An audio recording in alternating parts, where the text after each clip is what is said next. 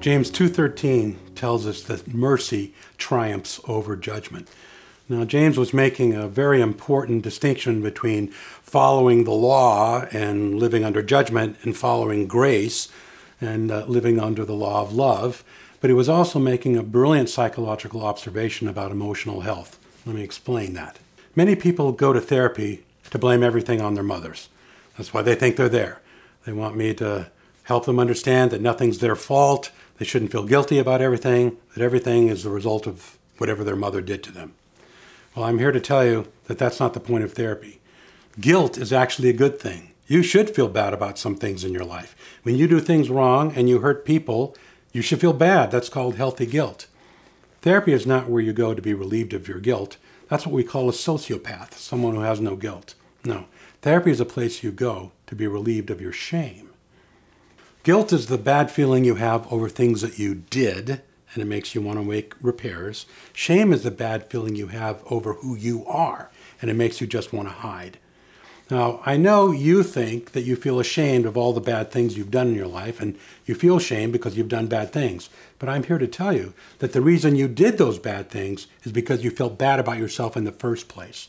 So the shame that you feel in your life, the feeling that you're not worthy of love, that you're defective, is something that you felt long before you ever did anything bad.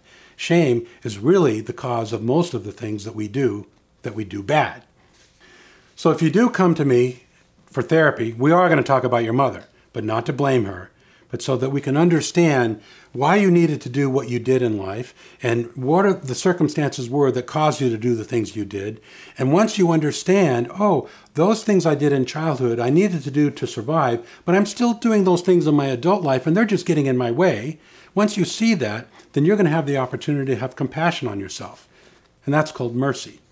Mercy is unmerited grace that you have for yourself once you understand yourself and why you do the things you do, and understand that you're still living in shame over the things that you did many, many years ago, and having compassion for yourself and having mercy for yourself releases you from that shame. So the point James was making in chapter 2, verse 13, that mercy triumphs over judgment, is just as true psychologically as it is spiritually. That the point of therapy is to get you to stop judging yourself for having failed measuring up to standards, and to realize that the healing for the shame in your life, that's the cause of most of the bad things you've done in life, is to have mercy or grace for yourself. And once you realize that, then you'll see that therapy really is not a place to be relieved of your guilt, but it's a place where you come to be healed of your shame. Over the last couple of decades, psychologists have spent a lot of time studying the difference between guilt and shame. They've come up with the fact that guilt is about what you do, but shame is about who you are. Guilt that's free of shame is relatively healthy, but shame, the belief that you're not worthy of love, causes all kinds of psychological problems. I've been so impressed with this research that I now have written a book about it called Overcoming Shame: Letting Go of Others' Expectations and Embracing God's Acceptance. If you want to find out about the difference between guilt and shame in your life, then I suggest you pick up a copy so you can learn how to overcome shame for you.